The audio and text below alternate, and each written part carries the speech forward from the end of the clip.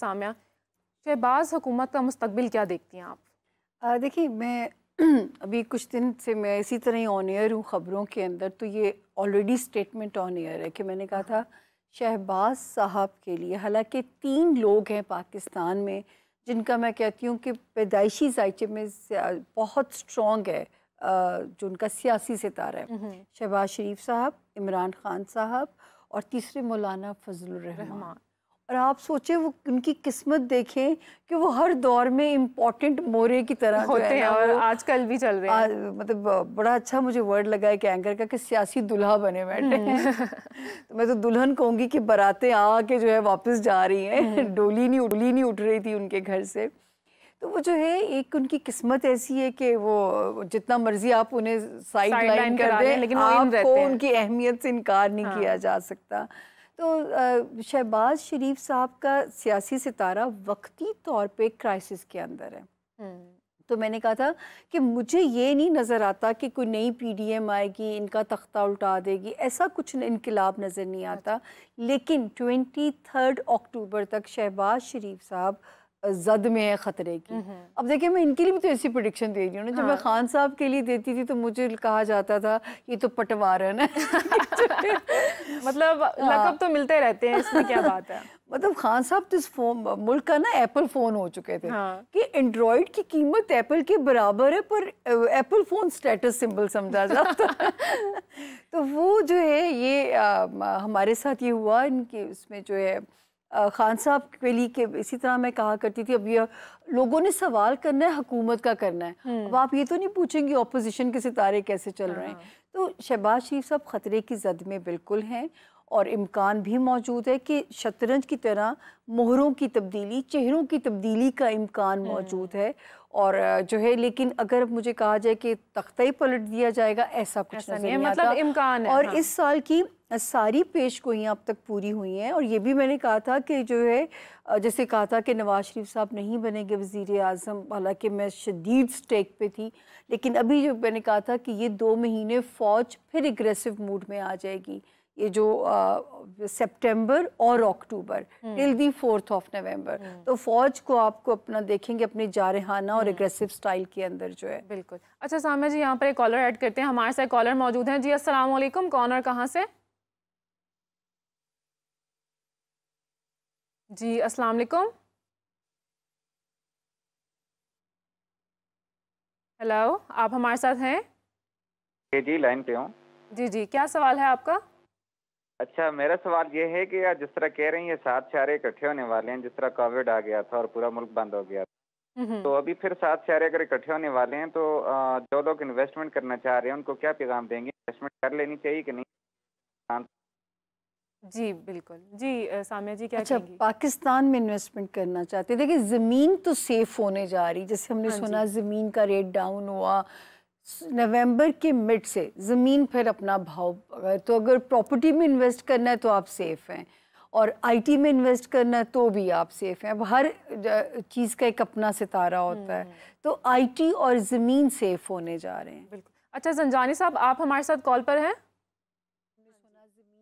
जी जी, ज़ंजानी साहब, आप कैसे कॉलर को गाइड करेंगे?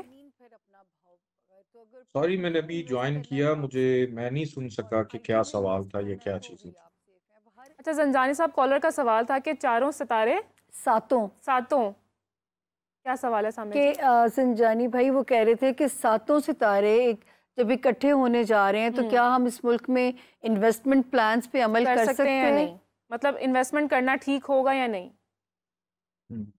बिल्कुल ठीक है। देखें, ऐसा है कि ये सात सियारों का एक जगह पे इकट्ठा होना, ये तारीख में को पहली दफा ये इवेंट होने नहीं जा रहा। ये 2019 में भी हुआ था, ये फिर 2022 में भी हुआ था, और अब 2025 में भी होने जा रहा है।